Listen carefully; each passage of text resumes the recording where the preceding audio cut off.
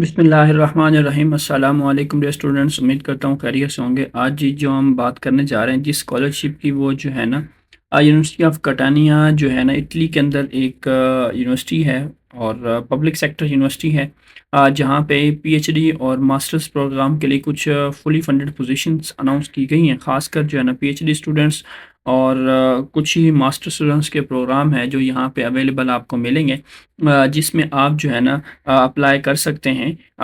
इसका कुछ eligibility criteria है और कुछ इनकी रिक्वायरमेंट्स हैं, उसको भी हम देखेंगे साथ साथ इस वीडियो के अंदर, और इसके बेनिफिट्स वगैरह और इसका प्रोसेस क्या होगा और इनका जो है ना कैसे आपने अप्लाई करना है, ये सारी डिटेल जो है ना इंशाल्लाह पूरी इस वीडियो के अंदर इंशाल्लाह मैं साथ साथ आप लोगों के साथ डिस्कस करूँगा।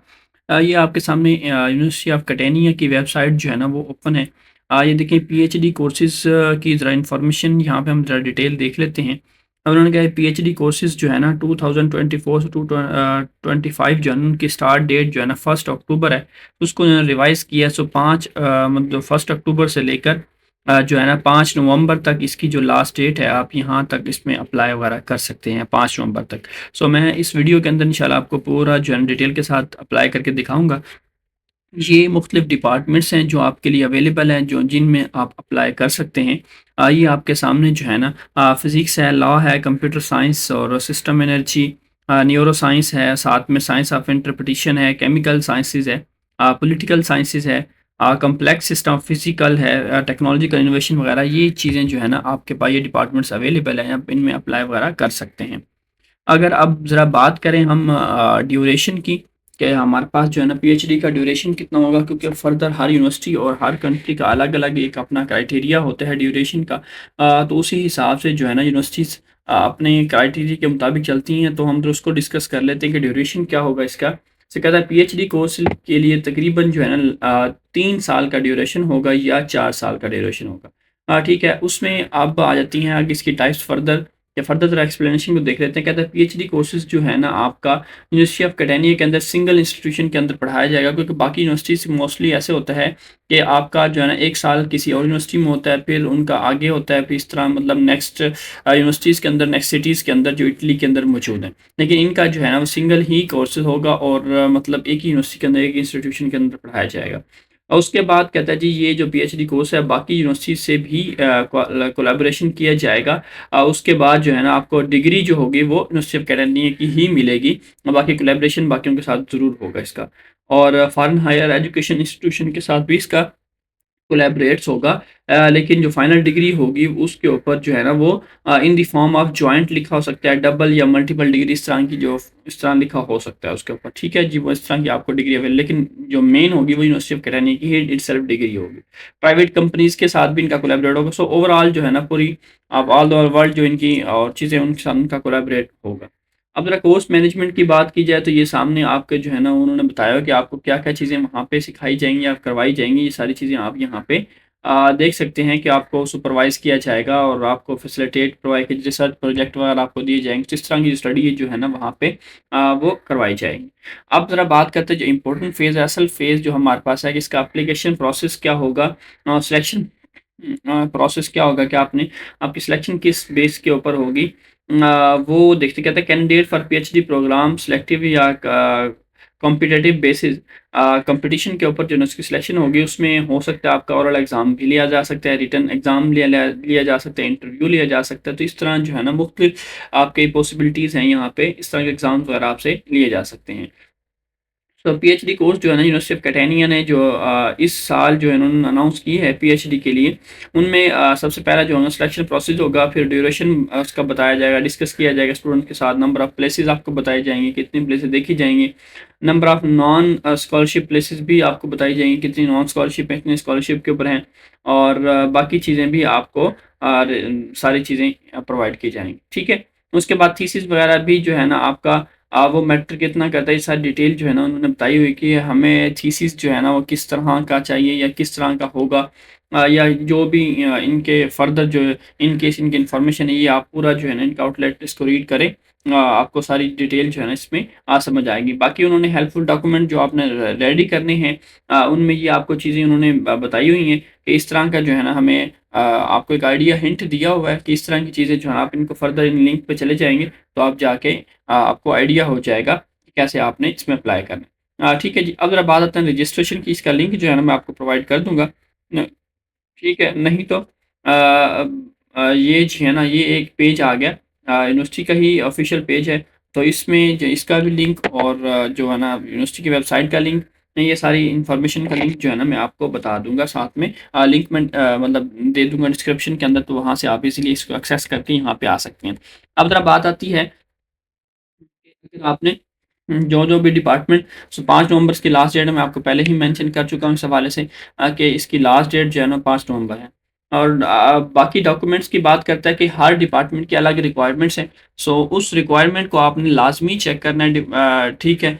उसमें कुछ चीज़ें एक्स्ट्रा हो सकती हैं, कुछ कम हो सकती हैं। सो जो भी आपका डिपार्टमेंट होगा, उस पे यहाँ पे आप जाएँगे, आप क्लिक करेंगे। क्लिक करने के बाद आपको फर्दर डिटेल जो है ना वो सारी यहाँ पे प्रोवाइड करेंगे कि आपको क्या-क्या डॉक्यूमेंट नेसेसरी हैं, कंपल्सरी हैं, जो आपके लिए अप्लाई करने के लिए ज़रूरी हैं। सो मैं इसमें से किसी एक को ओपन कर लेता हूँ यहाँ से। इसको आपने पीडीएफ को देखें डाउनलोड कर लेना है। पीडीएफ डाउनलोड करने के बाद अब यहाँ पे इश्यू ये आ रहा है कि ये इटालियन लैंग्वेज के अंदर है, इंग्लिश लैंग्वेज के अंदर नहीं है। तो इसका भी इश्यू नहीं है। जस्ट आपने क्या करना है, यहाँ पे डॉक्यूमेंट्स वाले पेज पे आ जाना है।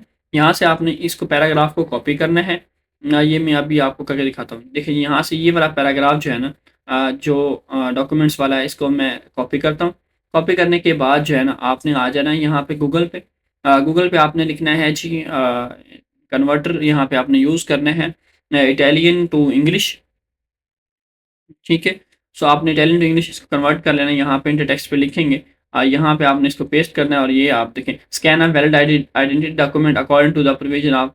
तो आपको जो है ना पासपोर्ट या इक्विवेलेंट कोई भी आइडेंटिटी कार्ड आपके पास है तो यहाँ पे वो ज़रूरी कंपल्सरी है। सो ये बेसिक चीज़ें जो है ना आपने इस तरह ही हर डिपार्टमेंट की अलग से रिक्वायरमेंट है जिसमें आप अप्लाई करना चाह रहे हो, और उसको आपने इस तरह जो है ना वो डिटेल सारी वगैरह देख लेनी। अब ज़रा बात आती है कि आपने यहाँ पे अप्लाई वगैरह कैसे करना है, उसको फिल आउट कैसे करना है। इसी तरह ही आप बाकी डिपार्टमेंट्स जो है ना वो भी आप देख सकते हैं। अच्छा ख़ैर, इसी पेज के एंड में ना आप आएँगे तो आपको ऑनलाइन एप्लीकेशन का एक लिंक मिलेगा। ये जो आप इस पे आगे थे, सो यहाँ पे आने के बाद आपने क्या करना है जी, यहाँ पे जैसे हम क्लिक करते हैं, ये देखिए, यहाँ पे आपके पास इस तरह का पेज जो है ना वो ओपन हो जाए। डायरेक्टली भी आप इसको एक्सेस कर सकते हैं और वेबसाइट से भी एक्सेस कर सकते हैं। मैं आप दोनों लिंक जो है ना साथ में इंशाल्लाह दे दूँगा।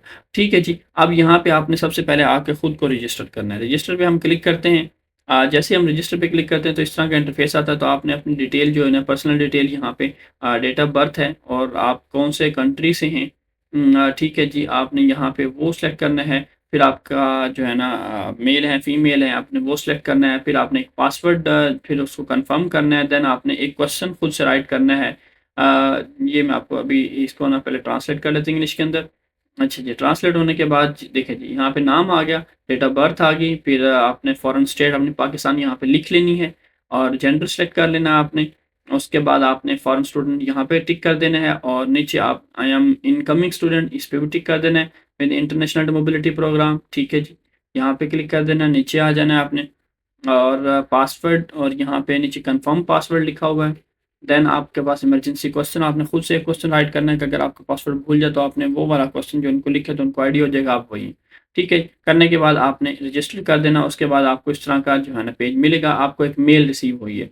अब आपने इसको लॉगिन पे क्लिक करना है। क्लिक करने के बाद आपने इस मेल पे आ जाना है। मेल पे आएँगे तो आपको यूज़र नेम जो है ना उन्होंने आपको मेंशन कर दिया, साथ में जो आपने पासवर्ड लिखा था वो भी दे दिया, साथ में क्वेश्चन भी बता दी जो आपने, और साथ में नीचे एक लिंक दिया हुआ है उसको आपने लाज़मी क्लिक करना है। जैसे हम उस लिंक पे क्लिक करेंगे, लिंक पे क्लिक करते ही हमारी जो है ना मेल एक्टिव हो जाएगी और हमारा अकाउंट एक्टिवेट हो जाएगा। अगर आप उस लिंक पे क्लिक नहीं करते तो आपका जो है ना अकाउंट एक्टिवेट नहीं होगा। जब तक अकाउंट एक्टिवेट नहीं होगा आपका लॉगिन नहीं होगा। सो अकाउंट लॉगिन करने के लिए सबसे पहले जो है ना आपने वो जो लिंक जीमेल के अंदर प्रोवाइड किया उसको आपने क्लिक करना है और उसको एक्टिवेट कर लेना है। जैसे हम उसको एक्टिवेट करते हैं तो हमारे पास जो है ना इस तरह का आ जाता है जी इंटरफेस। सो हम दोबारा गो टू लॉगिन पेज पे चले जाएँगे। ये हमारे पास ओपन हो गया जी लॉगिन क्रेडेंशियल। तो आपने क्या करना है, वही अपनी डिटेल जो है ना, पासवर्ड और वही आपका यूज़र नेम जो है ना, यहाँ पे आपने पेस्ट कर देना। पेस्ट करने के बाद आपके पास कुछ इस तरह की इन्फॉर्मेशन या इस तरह की वेबसाइट जो है ना, वो ओपन हो जाती है। अब ओपन होने के बाद सिंपली आपने ये सारी चीज़ें देख ली। यहाँ पे उन्होंने हल अलग अलग ब्लॉग बनाया हुआ है। सो आपने पर्सनल डाटा भी यहाँ पे क्लिक करना है। सो पर्सनल डाटा पे हम ज़रा क्लिक करके देखते हैं। ये देखिए, पर्सनल डाटा पे हम क्लिक करते हैं तो हमारे पास ये मुख्तलिफ फर्दर जो है ना इन्फॉर्मेशन ओपन होगी। आपने पर्सनल डाटा अगेन क्लिक करना है, तो ये पर्सनल डाटा वही है जो आपने यहाँ पे इनको प्रोवाइड किया था रजिस्ट्रेशन के अंदर। तो आपने यहाँ पे इसको बैक आ जाए, ये आपका क्लियर है जी सारी चीज़ें। उसके बाद आपने रेजिडेंस पे आ जाना है अपनी। रेजिडेंस को आपने फिल आउट करना है। यहाँ पे आपने अपना कंट्री सेलेक्ट करना है। जिस कंट्री से भी आप बिलोंग करते हैं वो सिलेक्ट करने के बाद आप फर्दर जो है ना अपना सिटी सेलेक्ट कर लेंगे और पोस्टल कोड, ज़िप कोड आ जाएगा, देन आपका एड्रेस आ जाएगा और सिविक घर हाउस नंबर जो है ना सिविक में आपने ऐड कर देना है। ठीक है, उसके बाद जो है ना इसको आपने सक्सेसफुली सेव कर देना है। सेव करने के बाद आप बैक आ जाएँगे। आप ये बैक आ जाएँगे, यहाँ से आप फर्दर डोमिसाइल पे आ जाएँ।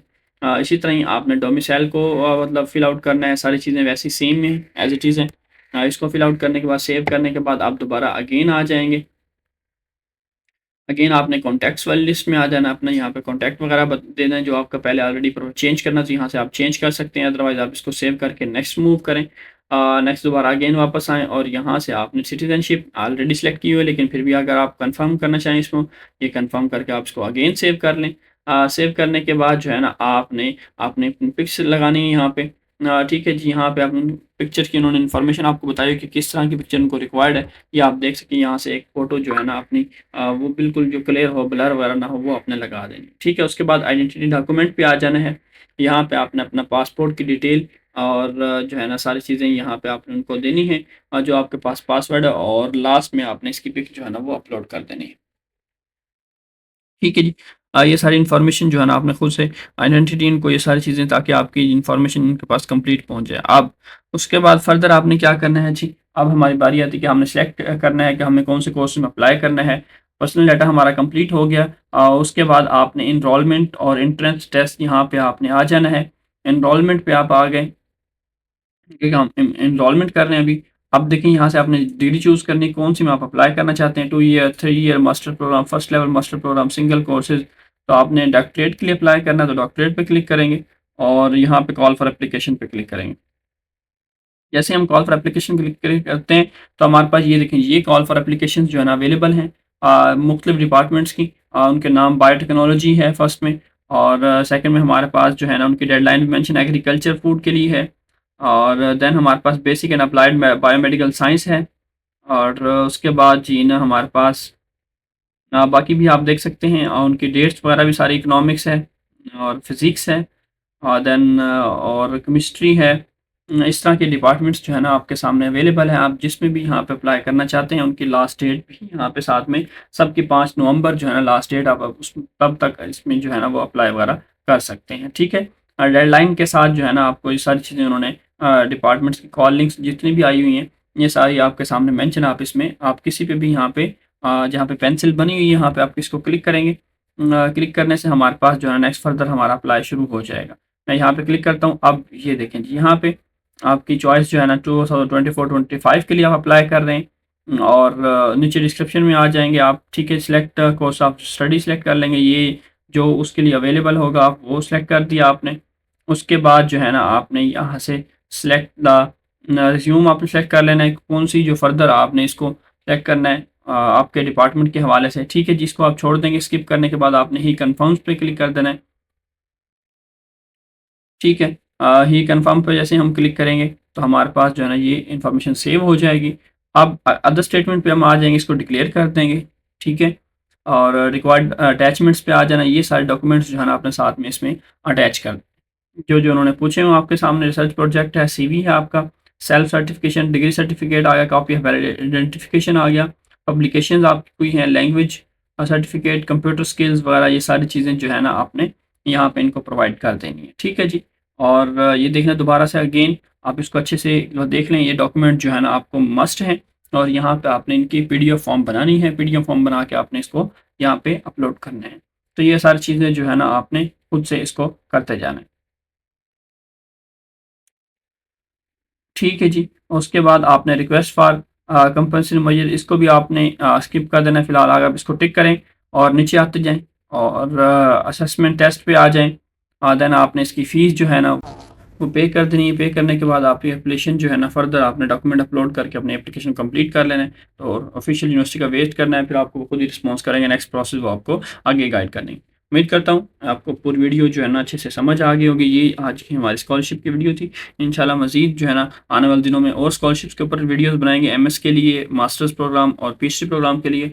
आप मेरे चैनल पर न्यू हैं ज़रूर सब्सक्राइब कीजिएगा और अपने दोस्तों के साथ शेयर करें ताकि जिनको ये ज़रूरत है इस वीडियो की, इस तरह की इन्फॉर्मेशन की, वो ज़रूर ताकि इसके जो है ना बेनिफिट हासिल करें। बहुत सारा ख्याल रखें। अल्लाह हाफिज़।